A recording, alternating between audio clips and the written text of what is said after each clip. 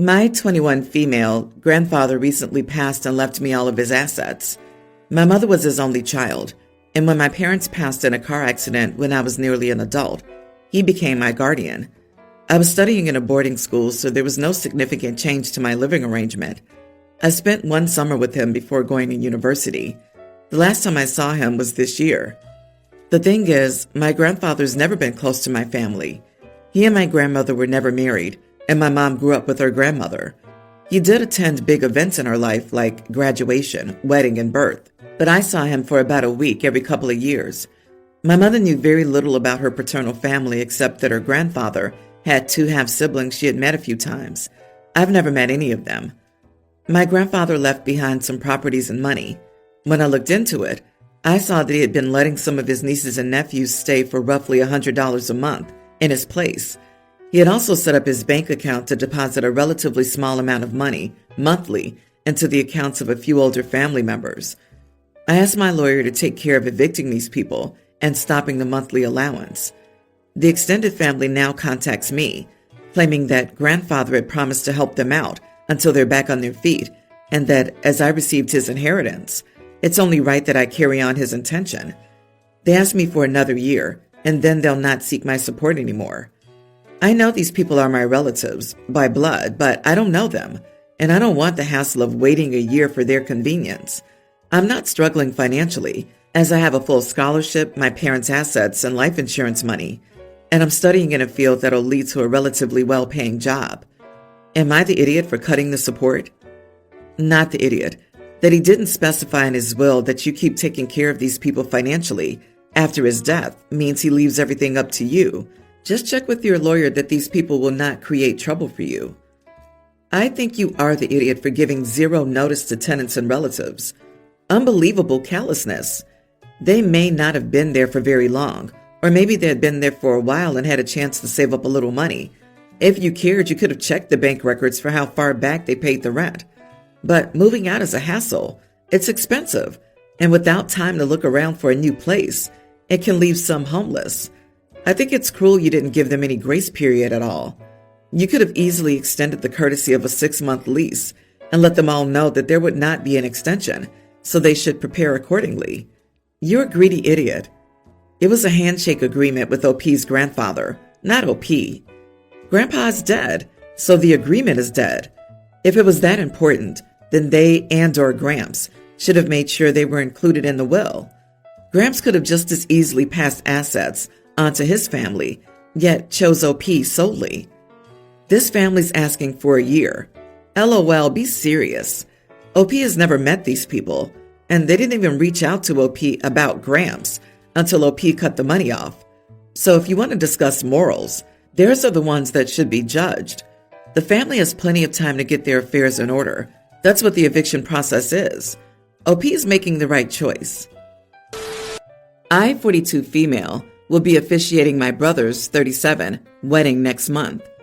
Several months ago, I asked my brother and his fiancée, 35 female, if I could make arrangements to pay for an ASL interpreter to be present for the ceremony, since my boyfriend of 1 year, 43, is deaf. I can't support his communication while officiating the wedding. After some discussion, my brother said I could, as long as the interpreter was not in any photos. I made the arrangements and informed my boyfriend I had secured an interpreter. Yesterday, I received an email with the wedding day itinerary from the coordinator, which did not mention the interpreter's arrival time. As a courtesy, I asked my brother's fiancée if the coordinator needed to know the interpreter's arrival time. In summary, her response was that they decided that I couldn't have the interpreter at the wedding because they weren't hiring an interpreter for her non-English speaking family members. They would provide paper copies of the ceremony script for the non-English speaking guests in their native languages. I could print it out for my boyfriend if I wanted. I expressed that my boyfriend needs the accommodation of an interpreter, which I would be providing and paying for in order to participate like everyone else, and that having a disability and being a non-English speaker is not comparable. She also said that she didn't know I hired an interpreter because she thought the idea was discussed, but a decision had yet to be made. When I questioned my brother, he said that there was a miscommunication, admitted that he did say I could hire an interpreter, but is now agreeing with his fiancée. I've tried explaining why this is unacceptable and that my boyfriend needs an interpreter for the ceremony. I even gave the example that this would be like telling a guest with mobility problems that he or she can't use his or her own wheelchair at the wedding. I argued that it was their choice not to provide an interpreter for their non-English speaking guest, since they didn't think it was fair to have an interpreter present for my boyfriend, but not their non-English speaking guest. They could provide interpreters for everyone who needs one if they wanted. I'm sure that if her family wanted to provide an interpreter for their guest, it wouldn't be an issue because we had already discussed having her brother translate for me while I was officiating, but he didn't want to. Am I the idiot for arguing with their decision to not have an ASL interpreter, which I arranged and paid for with my brother's permission, at their wedding to accommodate my boyfriend?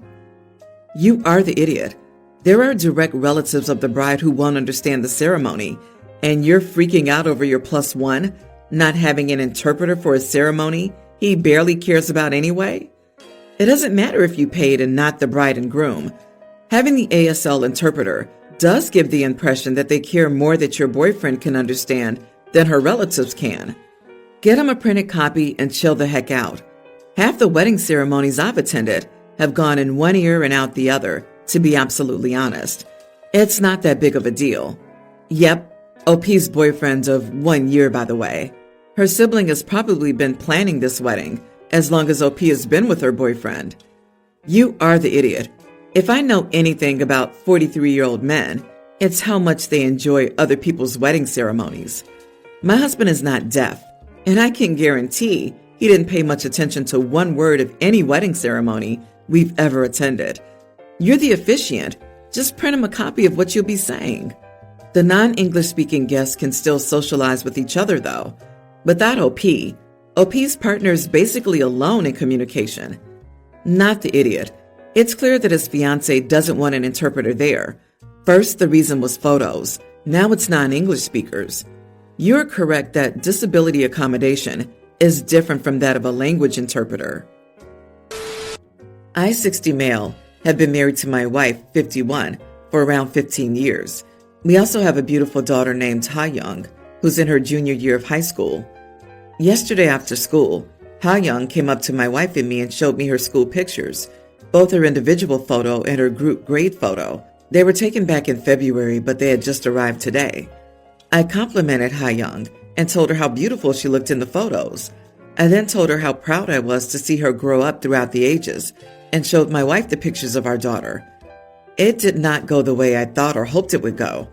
Instead of looking at it briefly before saying something, my wife immediately pointed out to Ha Young that she was looking too downward at the camera and that her eyes looked strained and forced. At first I was a bit taken aback, but I just kept listening. My wife told my daughter that she would have to have rehearsals for school pictures with her for next year because, in my wife's words, Ha Young still doesn't understand how to properly pose, smile, and look beautiful for a school picture. I was a bit irritated, but I let it slide. What set me off, though, was my wife then said, Ha Young's picture's a failure. Honestly, Melissa looks the prettiest out of everyone. Ha Young got quiet and said, I'm going to be honest. My picture this year is really bad compared to sophomore year. I got mad that evening. We had a huge argument in the living room.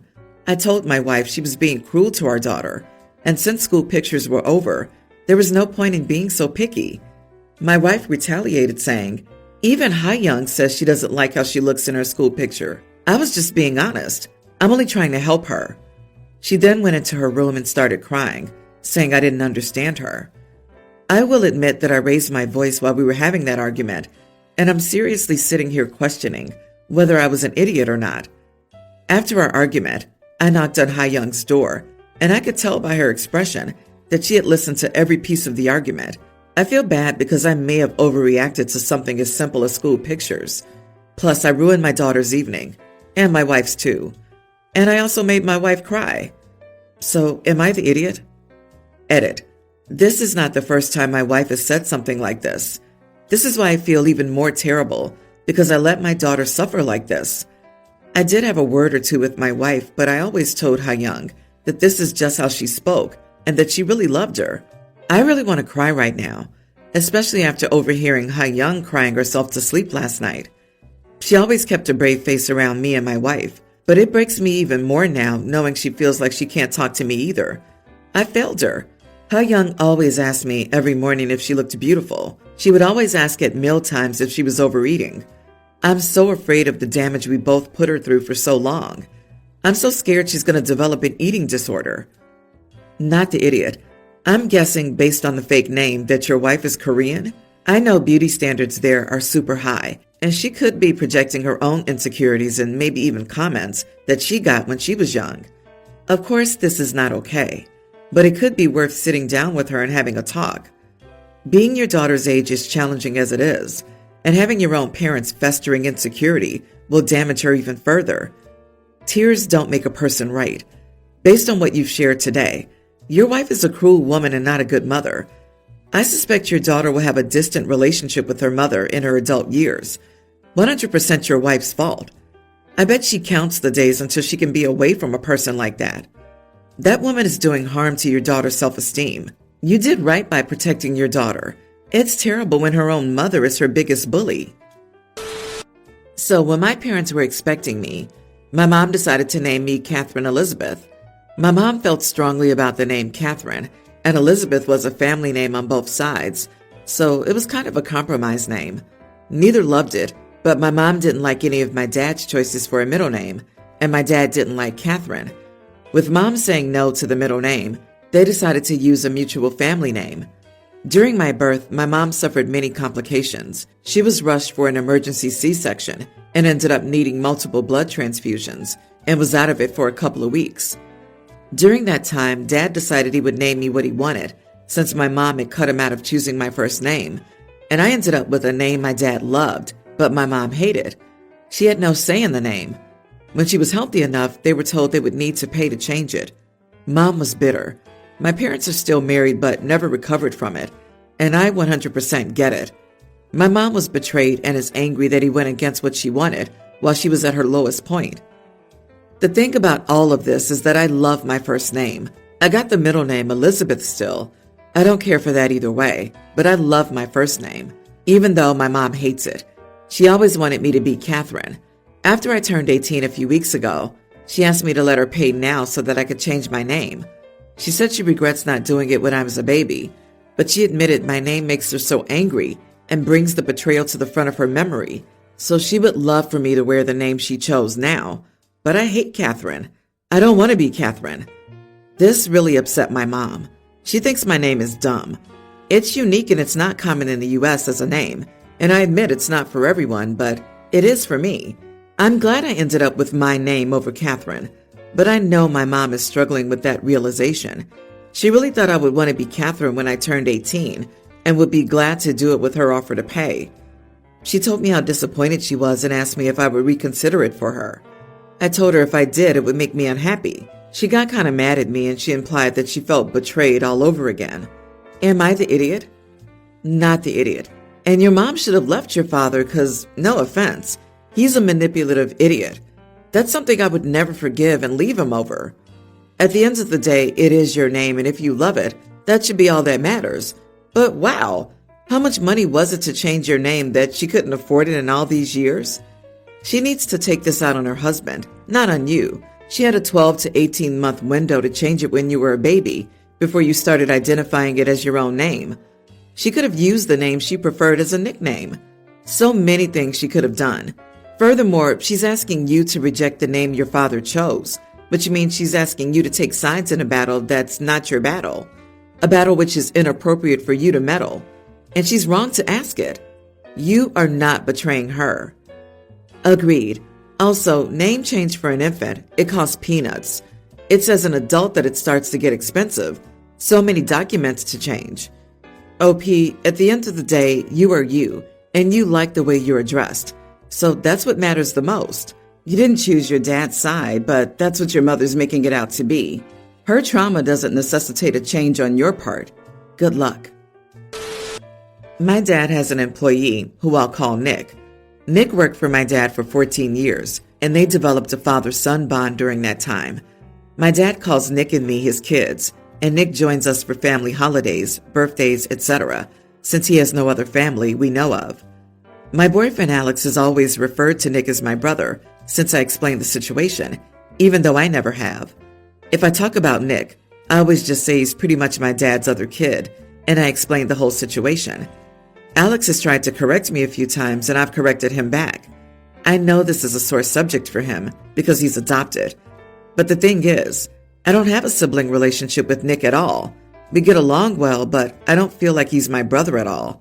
We have an 8-year age gap, and I didn't meet him until I was 11. I've never lived or grown up with him. I do consider him family, and I'd do anything for him the same way he would me. But he's still not a brother to me. I'm just not comfortable with that term. I've explained to Alex that it's not the same thing because he grew up with my parents and siblings. However, he still says it makes him feel like I place a lot of importance on blood family, which makes him feel like I must think he's not really part of his family. This came up again last night when Alex and I were out with his colleagues. One asked if I was an only child, and I said yes.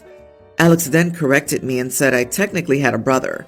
I said technically I don't, because there aren't any papers of my dad ever adopting Nick. So technically, legally, I'm an only child, and I told him to leave it alone. On the way home, Alex blew up at me, accusing me of valuing blood connections only, and saying he felt like I was invalidating his and other adoptees' experiences of family. I said my relationship or lack thereof with Nick is not related to his family, and he needs to keep his issues to himself. He's now being cold towards me. I don't think I should feel pressured to pretend I see Nick as a brother when I don't, but I also don't know if I'm being an idiot regarding my thinking here. I'm not saying adoptees aren't real family, but I know I don't see Nick as my brother, even if my dad did adopt him. Am I the idiot for not referring to my dad's son as my brother? Not the idiot. You have a right to feel how you feel. Alex doesn't have to agree with that, but he does need to keep his mouth shut about it. It's not his experience, his place to say, or his place to publicly correct you about it. I mean, the darn audacity here. And this isn't even an apples to apples comparison to his experience. I agree that blood doesn't make a family, but you and Nick don't even have a bond other than being close to your dad. And the fact that he blew up at you and is now being cold to you would make me do a boy bye so darn fast, it would make his head spin. A compromise here, though. Could you call Nick your cousin? But sitting down with Nick and Alex and asking Nick to explain his feelings, etc., like he doesn't consider you a sister, etc. Obviously, pre-game this with Alex. Personally, I don't think it's a huge deal. And from your tone, you don't think it's a huge deal, but Alex does. And I don't think putting a little effort in will hurt. It'll show Alex you take his concerns seriously and are willing to come to a compromise, etc. No, she shouldn't be made to make someone his family that's not. No disrespect, but it sounds like your boyfriend is kind of a tool who doesn't respect your position about a relationship with someone in your life. He doesn't get to dictate that. You should sit him down and explain this because it's not his place to be trying to make these decisions for you. Unfortunately, his reaction has more to do with his own insecurities around adoption.